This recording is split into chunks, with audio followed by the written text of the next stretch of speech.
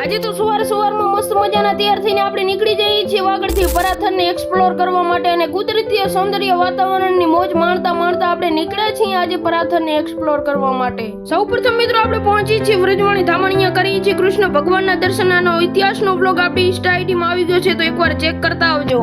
પછી મિત્રો કૃષ્ણ ભગવાનના દર્શન કરીને આપણી સફરને આગળ વધારી છીએ ને હવે જવાનું હતું બેલા ગામમાં. પછી મિત્રો ફાઇનલી આપણે બીજા સ્થળે પહોંચી જઈએ છીએ, એટલે કે બેલા ગામમાં. અને બેલા ગામમાં હવે આપણે દર્શન કરવાના હતા બિલેશ્વર મહાદેવના. બિલેશ્વર મહાદેવના દર્શન કરીને મિત્રો આવી જઈએ છીએ આપણે એક બાજુમાં આવેલા કિલ્લો, અને કિલ્લો એક્સપ્લોર કરીને હવે મિત્રો આપણે નીકળવાનું હતું વરુણીમાના દર્શન કરવા માટે. થોડા સમયની મુસાફરી બાદ મિત્રો આપણે પહોંચી જઈએ છીએ વરુણીમાએ, અને વરુણીમાના હવે આપણે કરી લઈએ દર્શન.